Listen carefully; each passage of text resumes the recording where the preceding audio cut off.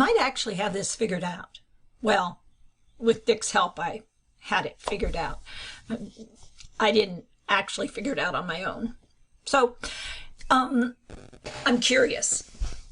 How many folks actually did do the thing we talked about yesterday and got up, got out, redirected your eyeballs, and tried something?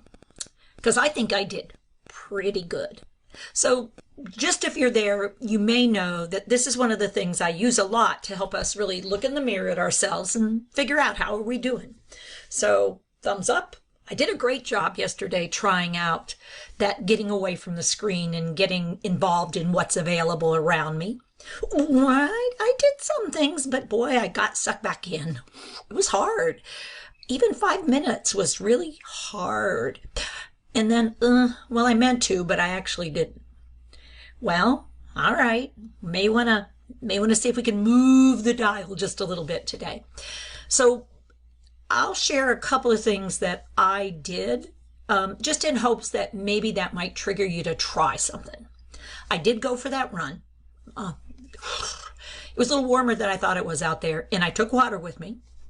And I took my washcloth with me because my nose runs when I do that. And of course, you know, you got to have something to deal with it. And then I also, just to be honest, I had my phone with me. But rather than doing any phone thing, I put music on. Music that's really good for me to run with because it gives me a rhythm. And when I find the right rhythm, running isn't really a chore. It's just sort of listening to music, moving along. But I actually put it on play out loud. I don't want my earbuds in, just in case there are cars or something going by I need to pay attention to. Second, I cleaned off my desk. Well, I could show you the floor. Maybe I'll take a picture later. I'm still working on that because I only gave it a little bit of time. It wasn't my whole day. It was just a little piece of attention because I found a lot of things. Some of them cool, some of them should have been thrown out a while ago. And some of them, you know, they actually were important that I find them and do something with them. So now I've got a pile of things to do. Not all of them involve the internet. So that's a good thing. The bad news, my to-do list is a little longer. It was plenty long already. So I sorted through them like they say you're supposed to. Handle them only once, like they say you're supposed to. And then I handled some of them several times because there was just too much. We'll see where it goes. The third thing I did, a little bit different, is I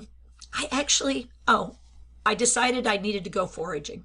We used to call it shopping, grocery shopping. And I was really excited because I found flour. Flour is actually difficult to find. I still haven't found my preferred bread, but oh well, I can make bread. It's all cool.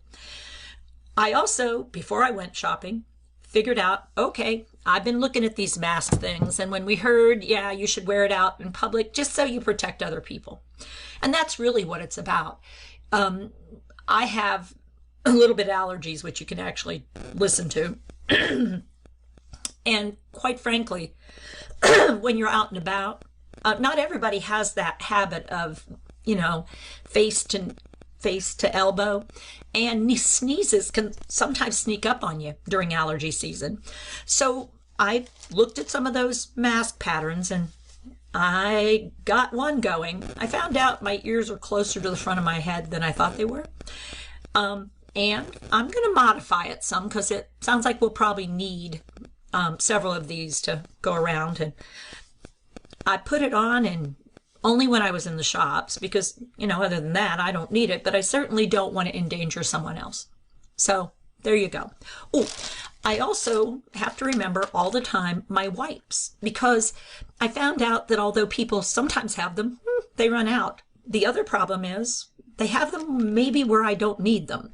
So I carry a few along with me, already folded up, ready to come out, just so I can help keep me safe and keep other people safe, because that's really what I like to do while I'm doing things. So I'm not doing things, but I'm trying to, you know, do that safe thing.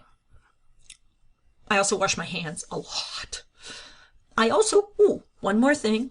I actually got out a jigsaw puzzle and laid out some pieces. Now, haven't laid them all out yet because it's a 1,000-piece puzzle. which is a good thing because it'll give me something to go do every now and then. And it'll be a visual reminder that there's something else I can do. And I positioned it so when I walk from here to the living room, which is kitchen to the living room, I'll see it. And I need to put a timer right next to it because I can get invested, and I don't have that much extra time, but I do have some time. And I'm sure there are other things I did, but mostly what I wanted to go back to is really taking care of ourselves and realizing we got to figure this out. And we can figure it out. It's just, it takes effort. And when you're sort of dealing with a lot of change, it takes even more effort.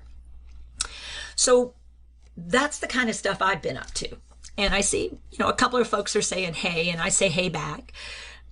I also wanted to figure out, okay, so where do we go from here? Well, I found on my desk an interesting note, and it was from a while back, and I must have either heard something or read something or seen something.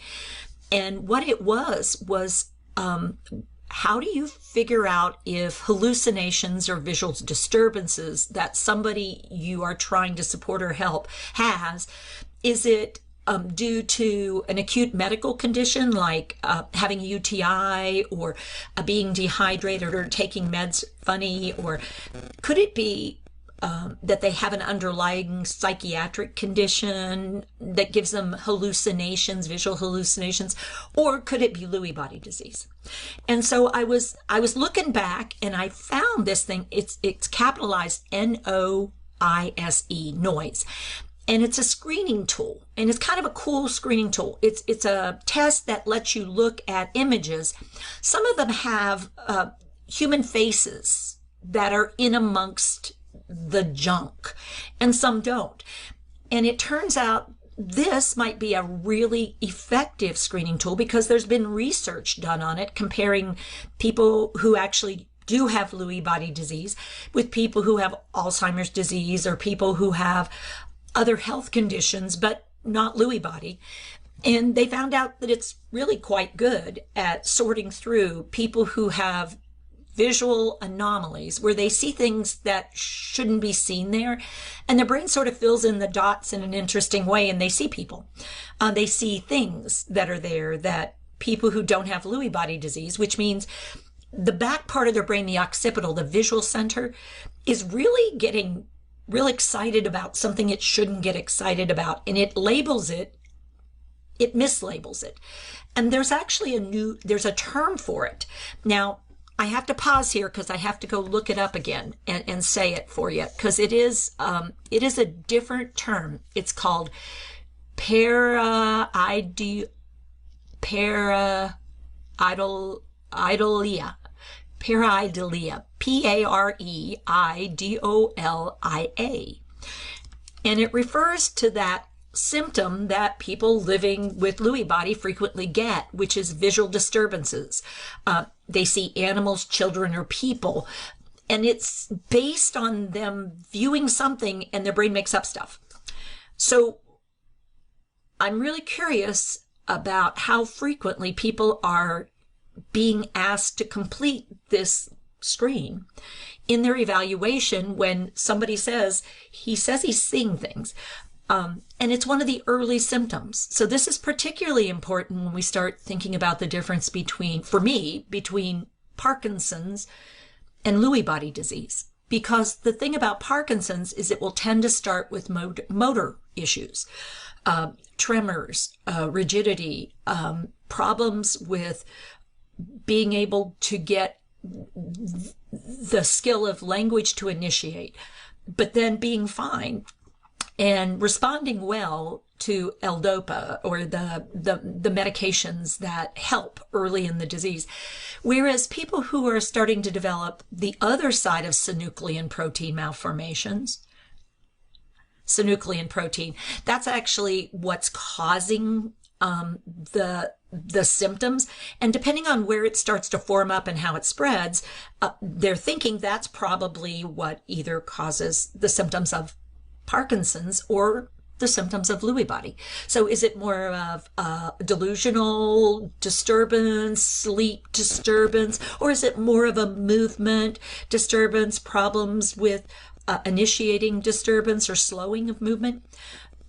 And whichever way it goes, that you still can have the other one. But what we don't know is, are people sorting out very carefully people who have Lewy body versus people who have Parkinson's when they're trying some of the new meds that are supposed to control the hallucinations with Parkinson's? So anyway, I just thought that was sort of an interesting and different thing. And how did I come up with it? Well, I got away from the screen and I looked around and I noticed some stuff and I did something about it. So I hope today is a good day for you. And I hope if you didn't get started yesterday, you will, at taking care of you by stepping back, looking around and seeing what it is you could try to do to get yourself in a good place or a better place for the moment, to socially engage with something or someone. And hopefully I'll see you again tomorrow at 8. I'm getting better. And pretty soon I might be able to manage chatting back while I'm doing this. Believe it or not, it's a learning curve. I'm doing the best I know how. And I think that's pretty much what we're all doing. So thanks. Good seeing you, or at least seeing your names pop up. And I hope maybe that little find of mine might be helpful to you. Take care. See you in the morning. Hey folks, thanks for watching. Please like and subscribe to help us spread Teepa's positive approach message around the world. And don't forget to click the bell to get notified when new videos are posted.